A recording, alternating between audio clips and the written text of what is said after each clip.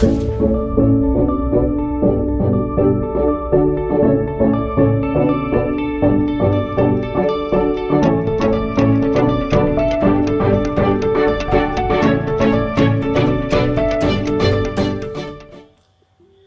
pagi Bapak Ibu yang terkasih dalam Tuhan dimanapun Bapak Ibu berada.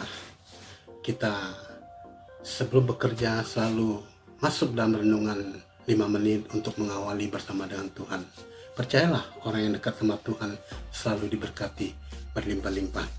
Nah Bapak Ibu yang terkasih dalam Tuhan, kita akan melanjutkan eksposisi kitab Kejadian pasal 7-9, 3 pasal 7, 8, dan 9. Kembali saya akan membawakan tema pada pagi hari ini adalah dimusnahkan untuk ditata kembali.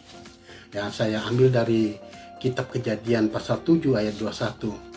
Demikian bunyi firman Tuhan.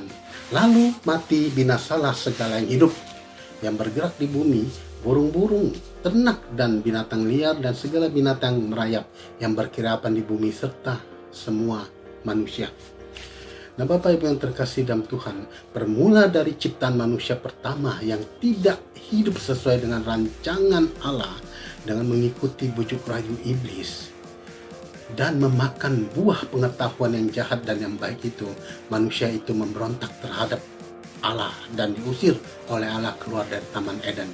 Semua keturunan yang dilahirkan oleh mereka sudah terkontaminasi dan dengan dosa.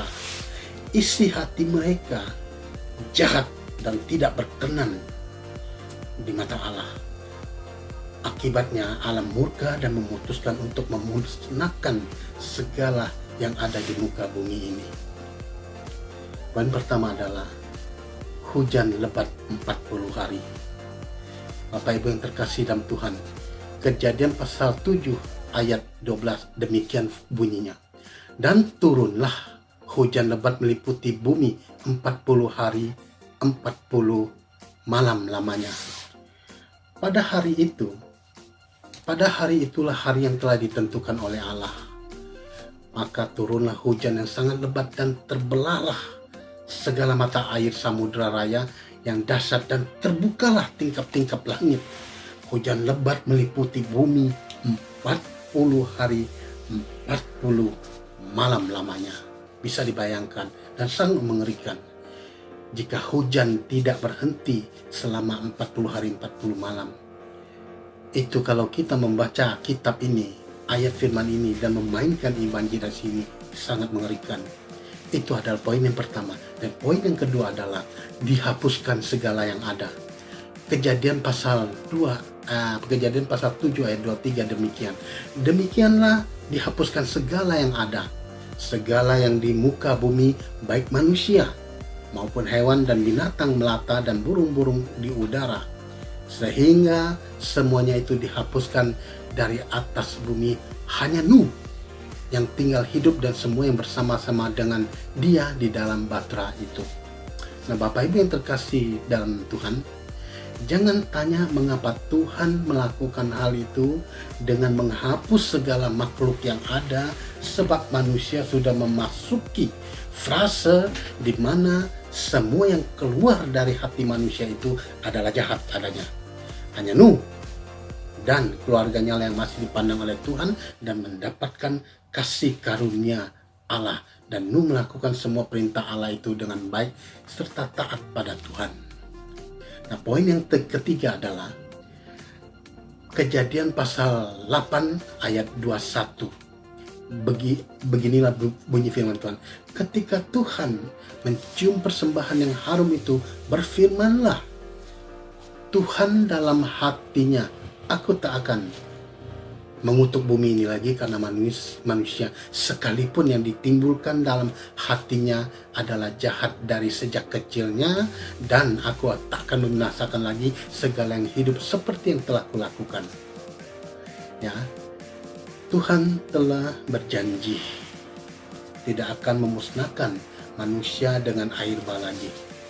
Sekalipun yang ditimbulkan dari hati manusia itu jahat, bumi tidak dikutuk lagi, sehingga akan terus datang musim menabur dan menuai. Nah, penghapusan seluruh makhluk hidup di bumi dan di era zamannya Nuh menandakan bahwa Tuhan tidak mau campur tangan dan bermain di ranah hati manusia, sehingga semua kejahatan yang ditimbulkan manusia adalah pilihan mereka sendiri, bukan atas kuasa Allah. Di masa sekarang pun kejahatan masih ada dan tidak berkurang, tetapi penyelamatan yang ditawarkan oleh Allah sudah terbentuk personal dengan pilihan masing-masing. Melalui karya salib Kristus dimusnahkan untuk ditata kembali dengan konsep yang berbeda, yaitu melalui pengakuan iman yang benar kepada Tuhan Yesus dan menjadi satu-satunya penyelamat manusia. Di Yohanes dikatakan, Yohanes 14 ayat 6, kata Yesus kepadanya, "Akulah jalan dan kebenaran dan hidup. Tidak ada seorang pun yang datang kepada Bapa kalau tidak melalui aku." Statement ini sudah menutup pintu keselamatan lainnya yang di luar Tuhan Yesus. Tidak akan ditemukan jalan keselamatan lain. Maka keselamatan yang sesungguhnya hanya ada di dalam Kristus. Di luar dari Dia, saya meragukan. Nah, Bapak Ibu yang terkasih dalam Tuhan, pagi hari ini firman menegur kita bahwa apapun yang kita kerjakan, apapun yang kita lakukan, Tuhan sudah tidak campur tangan mengontrol manusia seperti robot. Semua yang kita lakukan, semua yang kita pilih, semua yang kita jalankan adalah pilihan kita sendiri. Tuhan menawarkan statement itu, keselamatan itu, juru selamat itu, grace itu kepada kita. Tapi kita lah yang harus menjalankan semuanya itu. Pilihlah yang benar dan jalankanlah semua sesuai kehendak Tuhan. Karena Tuhan satu-satunya juru selamat kita, tidak ada jalan lain. Semoga dipahami, semoga dimengerti, dan semoga dilakukan. Saya PS Riko, Tuhan Yesus memberkati. Haleluya.